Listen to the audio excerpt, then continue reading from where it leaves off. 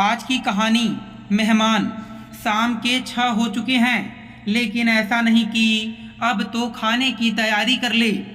कभी टाइम पर खाना नहीं मिलता, वो भी हमारी इस कामचोर बहू के कारण। जमुना जी सोफे पर बैठी जोर जोर से चिल्लाते हुए बोल रही थीं। उन्हें चिल्लाता देखकर उनके पति राजीव भी बोल पड़े। अरे चुप करो ना भगवान, क्यों चिल्लाए जा रही हो? लगी तो है बहू काम में, सुबह से एक पल भी चैन से नहीं बैठी है, और तुम हो कि उसे ही सुनाई जा रही हो। चिल्लाने की जगह तुम कुछ मदद कर दो। क्यों जी, बहू है तो मैं काम करूंगी भला। उसे क्या इस घर में बिठाकर पूजा करने के लिए लाए हो, जो उसकी तरफदारी कर रहे हो? अगर मैं ना बोलूं तो इस घर में कोई काम भी ना हो। जमुना जी राजीव जी को 2 बातें सुनाते हुए बोली। तुम जानो और तुम्हारी लीला जाने, मुझे तो माफ ही करो, पर कम से कम घर में शांति तो रखो। घर में इतने लोग मौजूद हैं, अच्छा लगता है क्या तुम्हारा यूं चिल्लाना? काका राजीव जी ने अपनी पत्नी जमुना जी के आगे हाथ जोड़ दिए और उठकर अपने कमरे में चले गए। लेकिन जमुना जी ने अपना चिल्लाना बहतूत जारी रखा। अरे ओ बड़ी बहू, कहाँ रह गई? कान में रुई डालकर बैठी है क्या, जो मेरे चिल्लाने की आवाज तेरे कानों तक नहीं पहुंच रही है? खाने की तैयारी कब करेगी? इतने में गीता अपने पल्लू से हाथों को साफ करती हुई रसोई से बाहर निकल कर आई और जमुना जी से बोली, जी माँ जी कहिए। क्या कहिए? कब से आवाज लगा रही हूँ, तुझे सुनाई नहीं दे रहा है क्या? अरे खाने की कोई तैयारी है भी किया नहीं? अभी बाकी सब लोग भी घर पर आ जाएंगे। तुम्हें पता है ना, सब लोग घर का ही खाना खाते हैं। जी माँ जी, कर तो रही हूँ, अब अकेली ही लगी हूँ। टाइम तो लगता ही है ना। टाइम तो लगता है से क्या मतलब है? हर बार का तमाशा है, जब भी घर पर मेहमान आते हैं खाना कभी टाइम पर नहीं बनता। अपने ननद और देवर के परिवार को देखकर तो बिल्कुल खुश ही नहीं होती। बड़बड़ाती हुई जमुना जी सोफे पर से उठी और पूजा घर में जाकर शाम की दिया बाती करने लगी। वहां दीप प्रज्वलित करके उन्होंने गीता को आवाज लगाई, बहू मैंने दिया बाती कर दी है, अब तेरे ससुर जी को तो खाना परोस दे, ताकि वो तो शाम की दवाई ले सकें। तब तक तेरे देवर देवरानी और ननद नंदोई भी घूम फिर कर आते ही होंगे। गीता फटाफट रसोई में ससुर जी के लिए रोटियां सेकने लगी। थाली लगाकर ससुर जी को अभी खाना परोस ही रही थी कि इतने में देवर मोहित, देवरानी नेहा, ननद पारुल और नंदोई संजय जी आ गए, जिन्हें देखकर जमुना जी बड़ी खुश हुई। सब लोग आकर जमुना जी के पास ही बैठ गए और बातें करने लगे।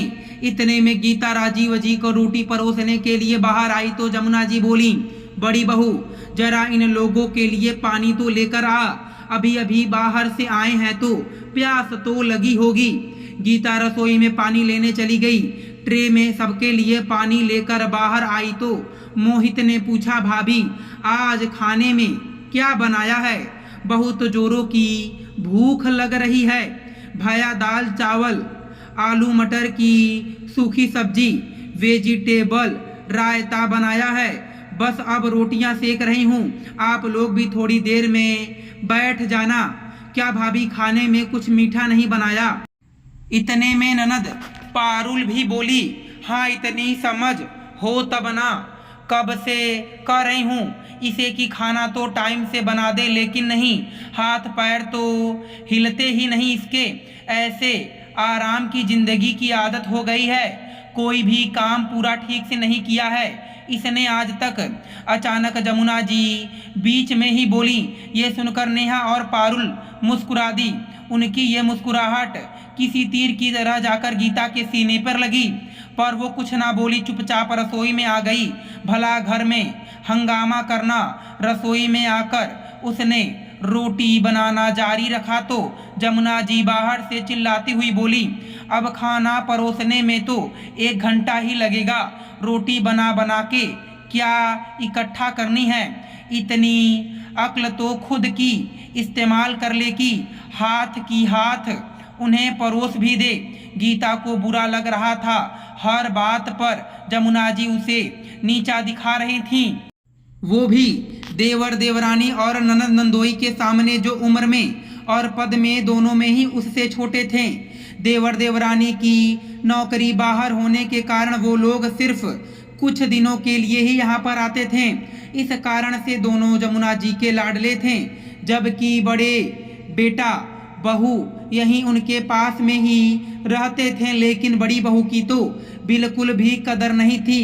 जमुना जी की आदत थी कि वो कभी अपनी छोटी बहू या अपनी बेटी से काम नहीं करवाती थी। उनका मानना था कि ये लोग तो बाहर से ही कभी कभार थोड़े दिन के लिए आते हैं, तो उनसे क्यों काम करवाएं।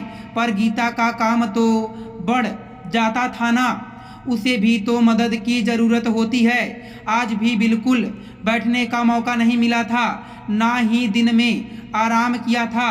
सुबह घर का काम करने के बाद दोपहर के खाने की तैयारी की और उसके साथ ही सूखा नाश्ता तैयार करना शुरू कर दिया, क्योंकि जब देवर देवरानी ननद नंदोई अपने घर रवाना होंगे तो सूखा नाश्ता पैक करवाकर भी तो लेकर जाएंगे। इसलिए 2 तरह की नमकीन, मठरी, नमक पारे सब कुछ ही घर में बने थे। ये तो ससुर जी ने उसके 4 साल के बेटे मनन को संभाल रखा था, वरना और ज़्यादा परेशान हो जाती। आज पूरे दिन भर वो अपने दादाजी के साथ ही जगह जगह घूमा था और अभी भी खाना खाते समय ससुर जी ही उसे अपने हाथों से खाना खिला रहे थे।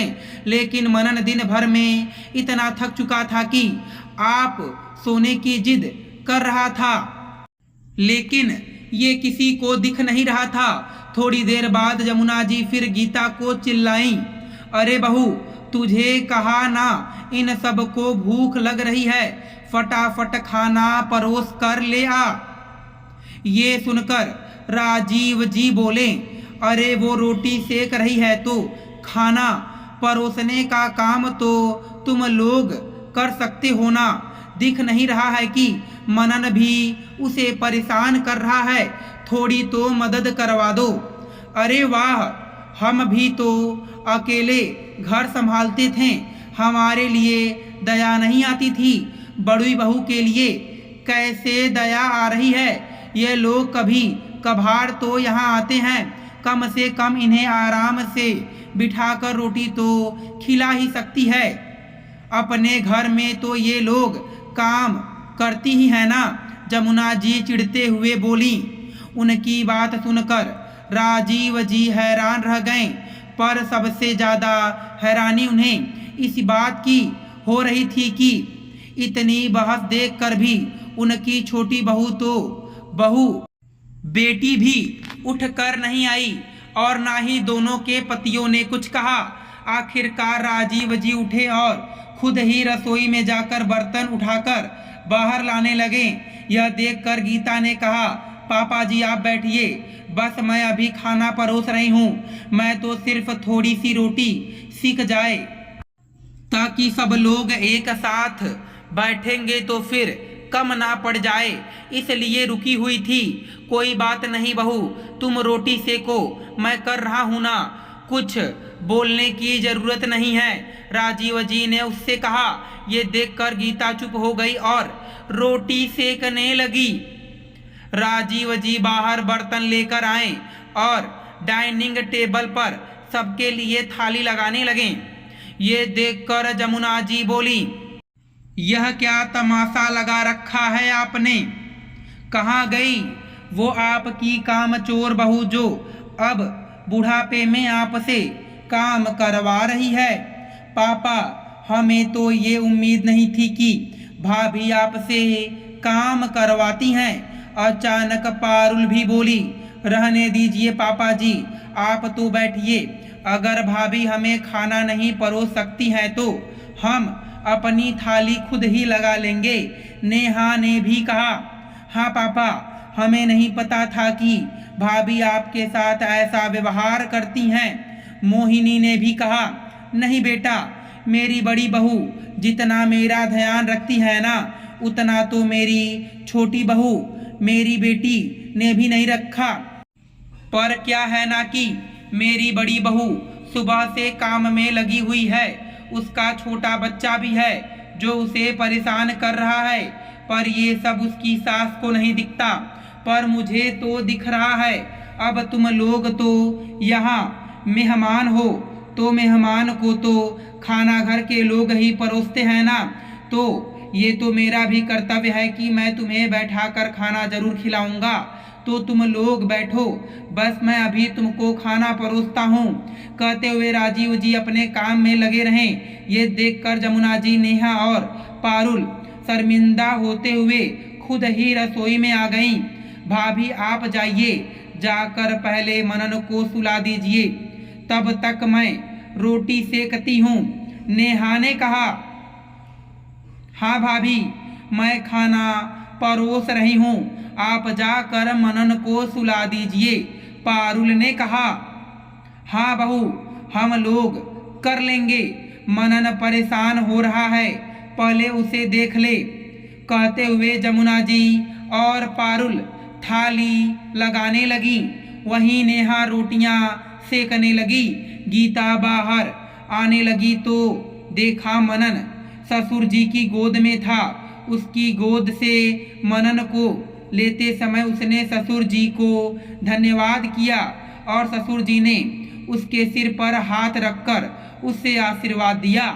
दोस्तों, मैं उम्मीद करता हूँ कि आपको यह कथा पसंद आई होगी। फिर मिलेंगे आपसे अगली कथा में। आप सभी का धन्यवाद।